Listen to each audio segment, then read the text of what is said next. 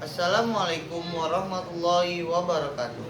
Perkenalkan, nama saya Bukhari Jinal Farabi dari Fakultas Ilmu Pendidikan Program Studi Olahraga S1 Universitas Muhammadiyah Jakarta dengan nomor NIM 2019-870075. Di sini saya akan memberitahu pendapat Ki Hajar Dewantara tentang pendidikan dan pendidikan inklusif. Menurut Ki Hajar Dewantara, pendidikan merupakan salah satu usaha pokok untuk memberikan nilai-nilai kebatinan yang ada di dalam kehidupan rakyat berkebudayaan kepada tiap-tiap keturunannya. Tidak hanya berupa pemeliharaan, akan tetapi juga dimaksudkan memajukan serta memperkembangkan kebudayaan menuju ke arah keseluruhan hidup kemanusiaan. Kebudayaan yang dimaksud adalah kebudayaan bangsa sendiri.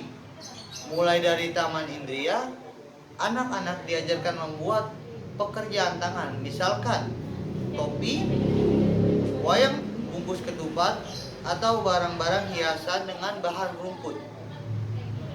Lalu, lidi bunga, dan sebagainya. Hal ini dimaksudkan agar anak jangan sampai hidup terpisah dengan masyarakatnya. Metode permainan yang masih terdapat di desa-desa dimaksudkan untuk melatih ketangkasan melihat, mendengar, dan bertindak sebagai latihan panca indera.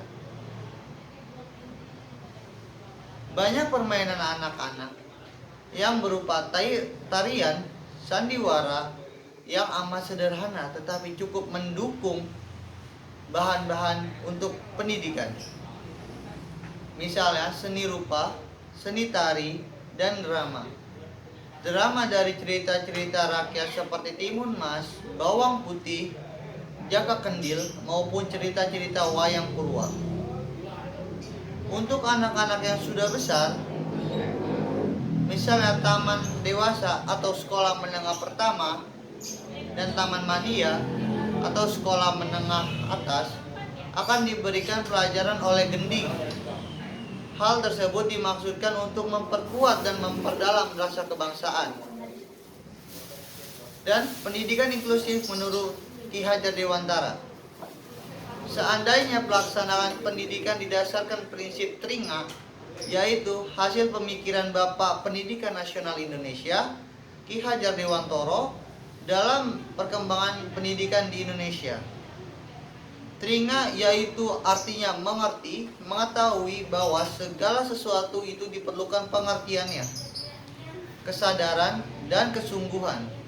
Pendidikan inklusif harus dimengerti secara utuh, tidak sepotong-potong maknanya dan hakikatnya dari inklusi yang sebenarnya. Ketika itu dipahami dan dimengerti, maka akan mengetahui apa yang harus dilakukan dalam pelaksanaan pendidikan inklusi. Ngerasa artinya merasakan. Ketika seseorang sudah mengetahui, mengerti, tetapi tidak merasakan saja tidaklah cukup.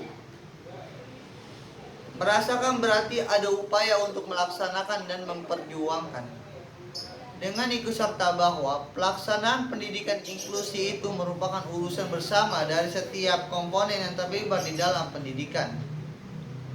Maka ada upaya untuk memperjuangkan dan terus berusaha melaksanakan tanpa menyerah dan tidak berputus asa. Dan ngelakoni, artinya adalah menjalankan dengan sebaik-baiknya. Mengerjakan dan menjalankan dengan penuh kesadaran setelah mengerti dan merasakan.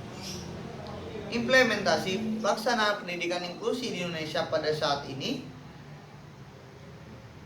dilaksanakan dengan memberi berbagai alternatif pada sekolah dalam memberikan pelayanan pendidikan terbaik bagi anak tanpa diskriminatif. Mereka berhak mendapatkan pendidikan dan pengajaran yang sama.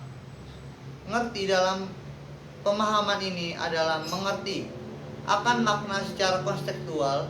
Apa yang dimaksud dengan pendidikan inklusi? Pemahaman bahwa pendidikan inklusi dipandang sebagai pergerakan pendidikan yang menjunjung tinggi nilai, keyakinan dan prinsip utama yang berkaitan dengan anak pendidikan.